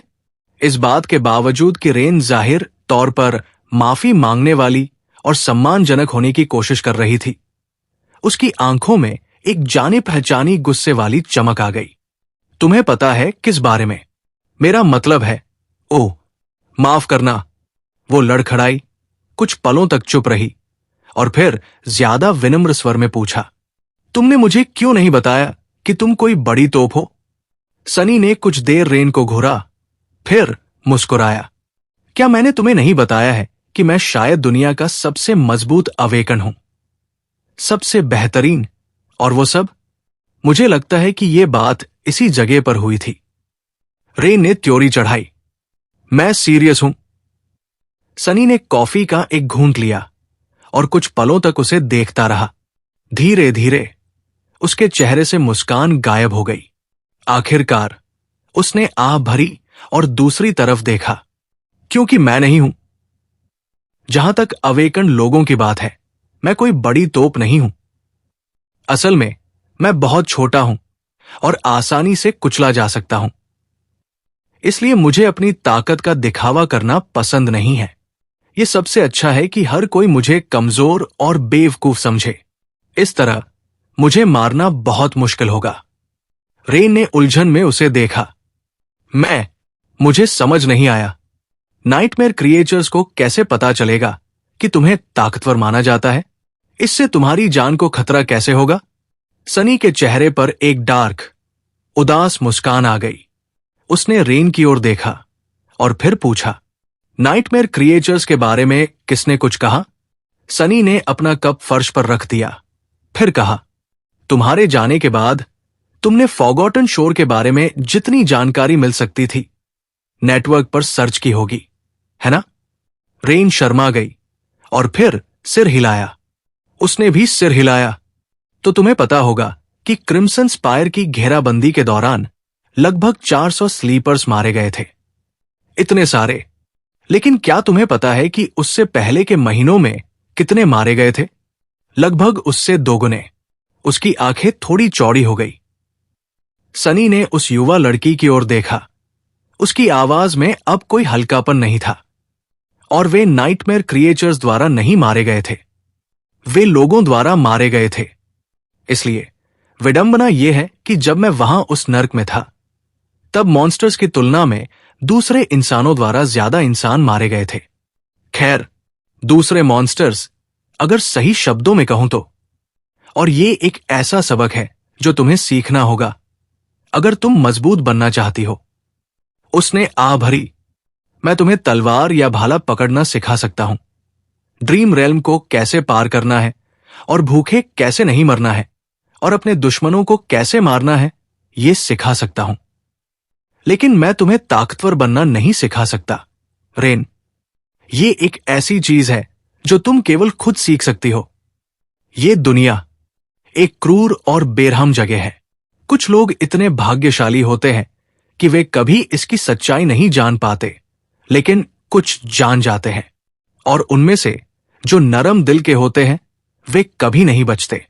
तुम बहुत बहुत नरम हो, लेकिन क्या तुम भाग्यशाली हो? मुझे नहीं पता। यह तुम पर निर्भर करता है। उसने उसकी बात ध्यान से सुनी। उसकी उम्र की लड़की के लिए कुछ ज्यादा ही सीरियस और उदास भाव उसके चेहरे पर आ गया था। थोड़ी देर बाद उसने कहा, मुझे लगता है कि मैं समझ गई। सनी मुस्कुराया। मुझे उम्मीद है कि तुम समझ गई हो, लेकिन साथ ही मेरा एक हिस्सा उम्मीद करता है कि तुम ना समझी हो। वो हिचकिचाया, फिर अपना कम्युनिकेटर निकाला। ओह, और वैसे हमारे लेसन कुछ समय के लिए रोकने पड़ेंगे। मेरे दोस्त और मैं एक बड़े अभियान पर जा रहे हैं और मुझे नहीं पता कि इसमें कितना समय लगेगा।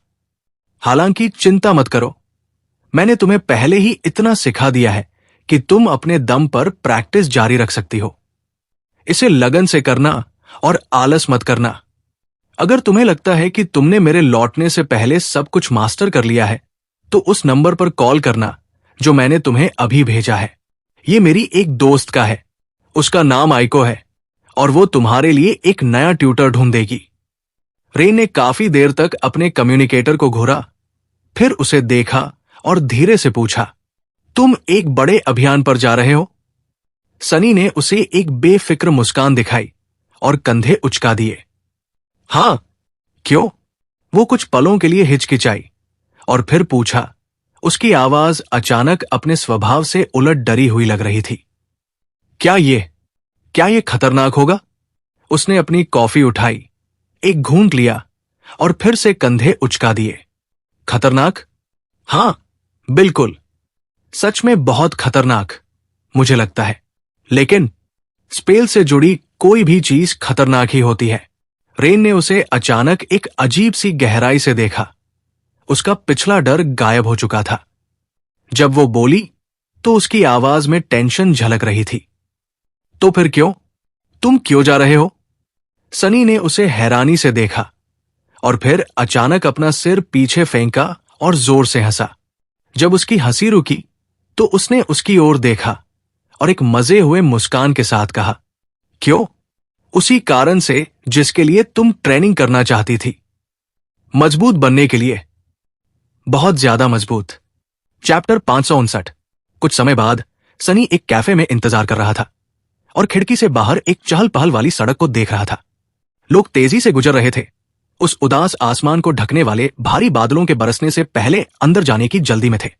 हवा में मौजूद हल्की सी महक उसे बता रही थी कि यह बारिश खतरनाक होने वाली थी।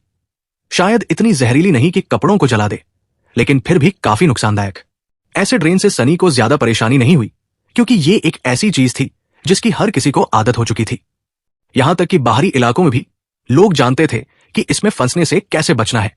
यहां शहर के एक पॉश इलाके में नागरिकों के पास बहुत ज्यादा सुरक्षा थी। वो खुद उस सड़क के बारे में सोच रहा था। यह वही कैफे था जहां वो रेन पर नजर रखने के लिए आता था, और वही सड़क जो कुछ महीने पहले गेट की घटना के दौरान घबराहट में खाली करवाई गई थी। सरकार के बख्तरबंद वाहनों ने सड़क को चीर दिया था और कई हिंसक झड़पें उस शांत माहौल में फैल गई थी। और फिर भी उस खौफनाक लड़ाई का कोई नामो निशान नहीं बचा था। सड़क को बहुत पहले ही ठीक कर दिया गया था और लड़ाई के नुकसान की भरपाई कर दी गई थी। कैफे फिर से खुल गया था और लोग अपने कामों में ऐसे लगे हुए थे जैसे कुछ हुआ ही ना हो। उन्होंने उस आपदा को सहा था और आगे बढ़ गए थे, जो इंसानियत के उस हैरान करने वाले लचीलेपन को दिखाता था। यहां तक कि नाइटमेयर स्पेल भी इसे हरा नहीं पाया था। कम से कम अभी तक तो वो ऐसा नहीं कर पाया था। सनी ने आह भरी और अपने सामने रखी पेस्ट्री की ओर देखा। उसी पल कैफे का दरवाजा खुला और एक फैंटम ठंड के जाने पहचाने एहसास ने उसे घेर लिया। मास्टर जेट हमेशा से भी ज्यादा बिखरी हुई लग रही थी। उनकी यूनिफॉर्म जैकेट में वास्तव में कई छोटे छेद थे जिनके किनारे जले हुए थे। हालांकि वो हमेशा की तरह ही शांत और मजबूत दिख रही थी। उनकी बर्फीली नीली आंखें एक भयंकर ऊर्जा बिखेर रही थी। वो बुरी तरह से थकी हुई लग रही थी, लेकिन साथ ही किसी तरह जीवन से भरी हुई भी थी। जेट ने चारों ओर देखा, सनी को नोटिस किया और उसे देखकर मुस्कुराई। फिर उन्होंने अपने एपोलेट से कालिक के कुछ टुकड़े झटके, पास आई और कुर्सी पर धम से बैठ गई। मुझे उम्मीद है कि यह पेस्ट्री मेरे लिए है, वो मुस्कुराया और प्लेट और ताजी कॉफी का एक कप उनकी तरफ खिसका दिया। बिल्कुल। मास्टर जेट ने पेस्ट्री का एक बाइट लिया, कुछ पलों के लिए मजे से अपनी आंखें बंद की और फिर कॉफी के कप को अपने हाथों में पकड़ लिया। थोड़ी देर बाद उन्होंने उसकी ओर देखा और आह भरी। तो सेकंड नाइटमेयर है ना? सनी ने बस सिर हिलाया। सोल रीपर जेट अकेली असेंडेड थी जिन्हें वो इतना अच्छी तरह जानता था कि उन पर भरोसा कर सके। थोड़ा सा इसलिए उसने उनसे मिलने के लिए कहा था, इस उम्मीद में कि उसे कुछ सलाह मिलेगी। नेटवर्क पर या यहां तक कि एकेडमी की स्टाफ लाइब्रेरी में भी वो जो कुछ भी पढ़ सकता था, वो किसी ऐसे इंसान से बात करने जितना कीमती नहीं हो सकता था जिसने सच में एक बार सीट को जीता हो। उन्होंने कॉफी का एक घूंट लिया और अपना सिर हिलाया। पागल बच्चा। उसके चेहरे पर एक हल्की सी मुस्कान आ गई। बच्चा, मैं आपसे इतना भी छोटा नहीं हूं। खैर, मुझे ऐसा लगता है। जेट ने उसे एक खतरनाक मुस्कान के साथ देखा। क्या तुम मेरी उम्र के बारे में पूछ रहे हो? लानत है, मुझे लगता है कि मैंने तुम्हें काफी समय से थप्पड़ नहीं मारा है। दोनों ने कुछ पलों तक एक दूसरे को घूरा और फिर हंस पड़े। सच में सनी जानता था कि मास्टर जेट अपने 20वें दशक के अंत में थी, इसलिए उनके बीच उम्र का फासला कोई मामूली बात नहीं थी। पिछले 2 सालों में उसके साथ जो कुछ भी हुआ था, उसे देखते हुए 10 साल एक जिंदगी जैसे लगते थे। लेकिन साथ ही वो अब कोई बच्चा नहीं था, बिल्कुल भी नहीं। उसने नीचे देखा, कुछ पलों तक सोचा और फिर कहा, अब समय आ गया है।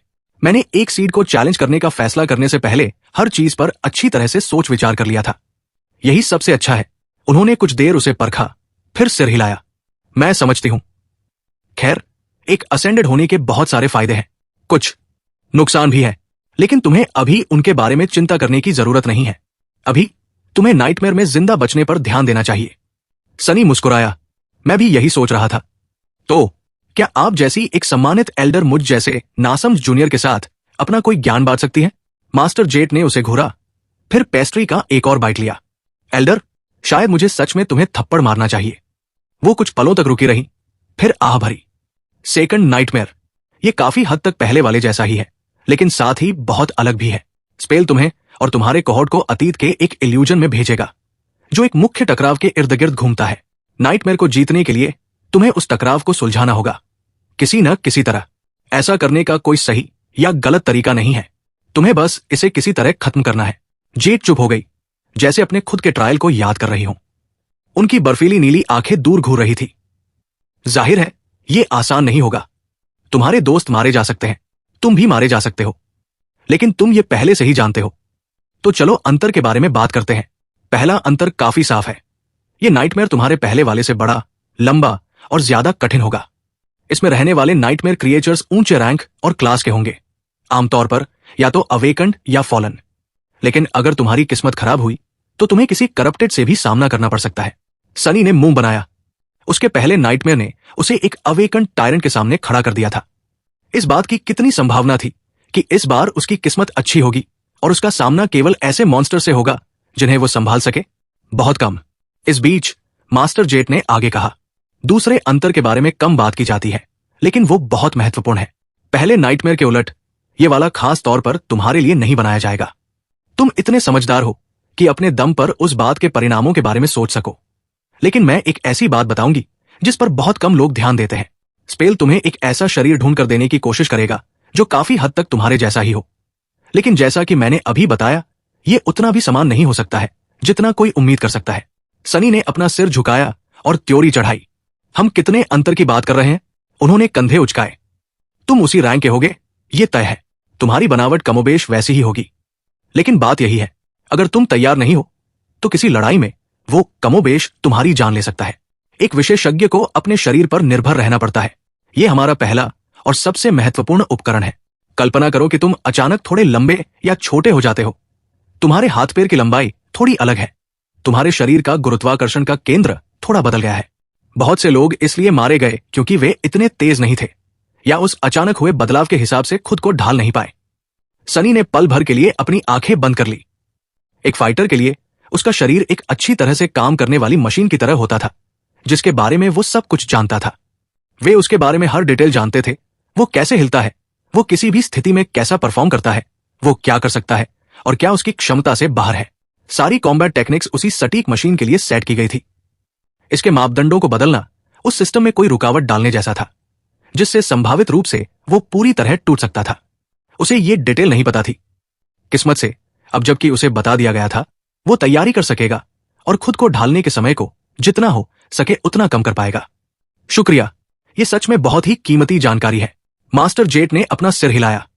ऐसा नहीं है कि ये कोई रहस्य है, लोग बस इस सब के बारे में सोचते नहीं है। वो हिचकिचाई, फिर एक डार्क टोन में बोली, आखिरी बड़ा अंतर, उम्मीद है तुम्हें उस जानकारी का उपयोग नहीं करना पड़ेगा, लेकिन अगर बुरे से बुरे हालात आ ही जाएं, तो तैयार रहना बेहतर है। सनी ने उनकी ओर देखा और एक भौं उठाई। क्या? उन्होंने अपने कप की ओर देखा, एक घूंट लिया और फिर उसे ध्यान से टेबल पर रख दिया। बात यह है कि मैंने कहा था कि नाइटमेयर को जीतने का कोई एक तरीका नहीं है।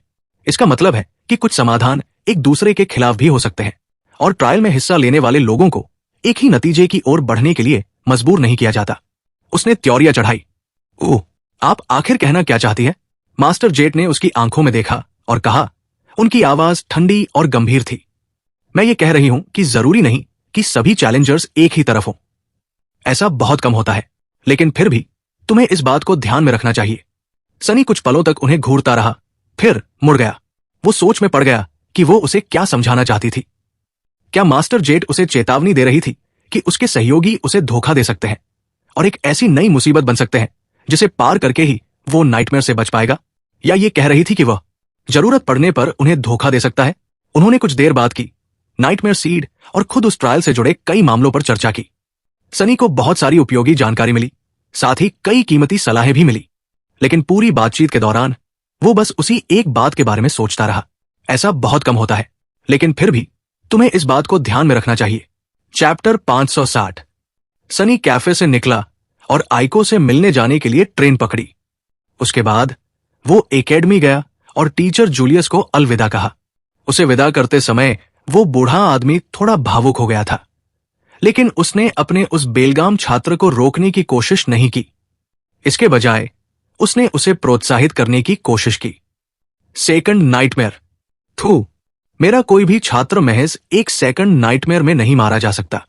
मेरी इज्जत पर दाग लगाने की जुर्रत भी मत करना, सनी मेरे बच्चे, समझे? आखिरकार सनी स्लीपर कंपाउंड से बाहर निकला और डूबते सूरज को देखते हुए कुछ देर बाहर खड़ा रहा। फिर वो मुड़ा और एकेडमी परिसर में और अंदर चला गया। जिस कमरे में नेफिस सो रही थी वो ज्यादा नहीं बदला था। उसने एक टेबल पर रखे फूलों को बदला और उसके पीले और बेजान चेहरे को देखते हुए बैठ गया। सनी चाहे कितनी भी बार यहां आया हो, उसे इस हालत में देखकर उसके सीने में एक अजीब सा दर्द उठता था। उसके दिल में जलने वाला भावनाओं का भंवर बहुत गहरा था और इतनी तेजी से उबल रहा था कि उसके लिए इसे समझना मुश्किल था। सनी कभी भी भावनाओं को समझने में अच्छा नहीं था। आखिर वहां नाराजगी थी, तड़प थी, अपराध बोध था, लगाव था, डर था और एक उम्मीद भी थी। स्लीपिंग पॉड के पारदर्शी ढक्कन को देखते हुए उसने आह भरी। हे नेफ, हमेशा की तरह बस यही एक बात थी जो उसने जोर से कही। वो कुछ देर रुका और फिर सोचने लगा। तुम अभी भी जिंदा हो, वहां कहीं बाहर। ये अच्छी बात है, ये मुझे खुशी देता है, सच में देता है। तुम्हें पता है, जो कुछ भी हुआ उसके ठीक बाद मैं श्योर नहीं था कि मैं तुम्हें जिंदा देखना चाहता हूं या नहीं। मैंने सोचा कि शायद तुम्हारा मर जाना ही बेहतर होगा। कभी कभी मैंने ऐसा सोचा था। सनी ने अपना सिर नीचे किया और थकावट से अपनी आंखें बंद कर ली। लेकिन कुछ समय बाद, जैसे जैसे समय बीता, मुझे तुमसे आजाद होने की चाहत से ज्यादा तुम्हारी याद आने लगी। शायद मास्टर जेट ने जो कहा वो सच है। शायद इस दुनिया में कोई भी वास्तव में कभी आजाद नहीं होता। शायद इकलौती आजादी जो यहां है वो अपनी खुद की जंजीरें चुनने की आजादी है। उसके होठों पर एक डार्क मुस्कान आ गई। लेकिन यही तो बात है ना? वो चुनाव भी मुझसे छीन लिया गया, तुम्हारे द्वारा, कैसी के द्वारा, किस्मत के द्वारा। मेरे पास कभी कुछ नहीं था और फिर मेरे पास उससे भी कम रह गया। क्या तुम गुस्सा नहीं होती अगर तुम्हारे साथ ऐसा होता? क्योंकि मैं बहुत बहुत गुस्से में हूं और इसीलिए मैं कभी भी आजाद होने की कोशिश करना बंद नहीं करने वाला। भाड़ में जाए सच और भाड़ में जाए किस्मत। किसने कहा कि इसकी जंजीरों को तोड़ा नहीं जा सकता? सनी थोड़ा सा हिला और सोती हुई उस युवती को एक भयंकर इंटेंसिटी के साथ घूरने लगा। मुझे बस इतना मजबूत होना है कि मैं उन्हें चीर सकूं। तुम स्पेल को नष्ट करना चाहती हो? खैर, मैं खुद किस्मत को ही नष्ट करना चाहता हूं। तुम्हें क्या लगता है हम दोनों में से ज्यादा पागल कौन है? वो अचानक हंस पड़ा। उसकी आवाज में खुशी और कड़वाहट दोनों थे। अगर वीवर ऐसा कर सकता था तो मैं क्यों नहीं? और अगर वीवर ने इसे बनाया था तो तुम इसे क्यों नहीं तोड़ सकती? अगर यही हमारी इच्छा है तो हमें रोकने की हिम्मत कौन करेगा? सनी जोर से मुस्कुराया और फिर से शांत हो गया। उसकी आंखें डार्कनेस से भरी थी। थोड़ी देर बाद उसने अपना चेहरा रगड़ा। खैर, कैसी और मैं जल्द ही सेकंड नाइटमेयर को चैलेंज करने वाले हैं। हो सकता है हम लंबे समय तक तुमसे दोबारा न मिल पाएं। तो तुम अपना ख्याल रखना, नेफ। मुझे निराश मत करना। मैं तुम्हारे जिंदा रहने का भरोसा कर रहा हूं ताकि मैं तुमसे आगे निकलने के लिए संघर्ष करता रहूं। इसके साथ ही उसने एक भारी आह भरी, खड़ा हुआ और पीछे मुड़कर देखे बिना चला गया। आखिरकार उसके भी सोने का समय हो गया था। अपने लग्जरी स्लीपिंग पॉड में जाने से पहले सनी ने एफी के साथ बातचीत की। उसने उसका पॉड अंडरग्राउंड डोजो में रख दिया और उसे अपने पॉड के पास ही सेट कर दिया। वे दोनों ही नाइटमेयर में लंबा समय बिताने वाले थे, इसलिए उस दौरान के लिए घर को लॉकडाउन पर रखना जरूरी था। उम्मीद थी कि सनी नाइट टेम्पल में गेटवे के जरिए वापस आने के बाद इसे खुद कर सकेगा। लेकिन अगर वेलर के प्रतिनिधियों के साथ कुछ गड़बड़ हो गई तो एफी को अंतिम तैयारियां करने की जिम्मेदारी दी गई थी। उसने उसे सिक्योरिटी सिस्टम के पासवर्ड दिए और पूरी प्रक्रिया समझाई।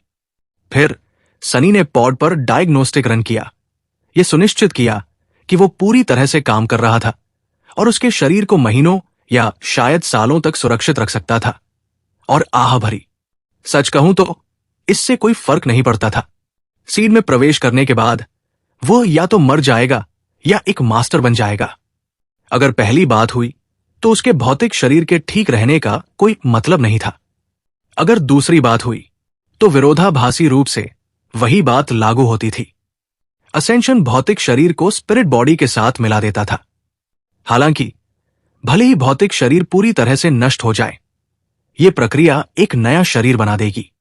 तो शायद ये कहना ज्यादा सही होगा कि असेंशन स्पिरिट बॉडी को एक असली रूप लेने की अनुमति देता था। किसी भी मामले में नतीजा वही था। यही कारण था कि एफी इतनी बुरी तरह से एक मास्टर बनना चाहती थी, ये जानते हुए कि ये उसे उतना ही मजबूत और स्वस्थ बना देगा जितना वो ड्रीम रेल में थी। यही कारण था कि कई लॉस्ट भी सेकंड नाइटमेयर को चैलेंज करने का सपना देखते थे। और यही कारण था कि कोई फर्क नहीं पड़ता था भले ही स्लीपिंग पॉड खराब हो जाए और सनी के भौतिक शरीर को सुरक्षित रखने के बजाय उसे पूरी तरह से भून दे। अगर नाइटमेयर उसे नहीं मार पाया तो वो बिल्कुल नया जैसा हो जाएगा। फिर भी सनी अपने उस नश्वर शरीर से बहुत जुड़ा हुआ था।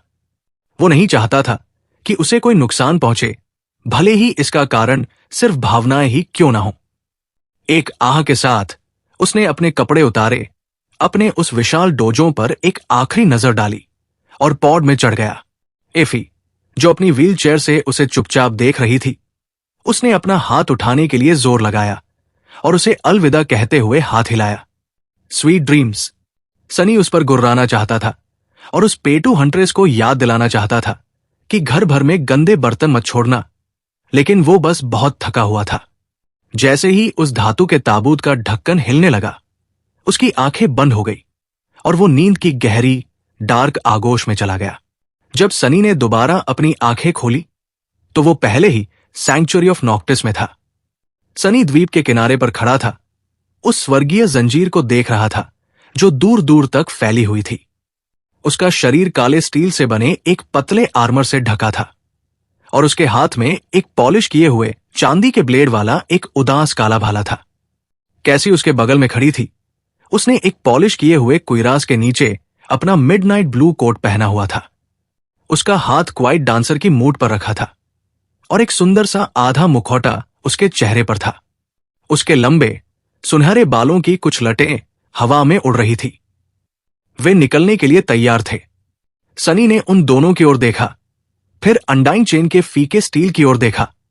वो इतना बेवकूफ नहीं था कि ये न पहचान पाए कि उनकी मौत का उसका विजन बिल्कुल ऐसे ही हुआ था, जिसमें वे दोनों अकेले थे और उसने धातु का आर्मर पहना हुआ था। बर्फ के अलावा बाकी सब कुछ वैसा ही था, लेकिन सनी को कोई परवाह नहीं थी।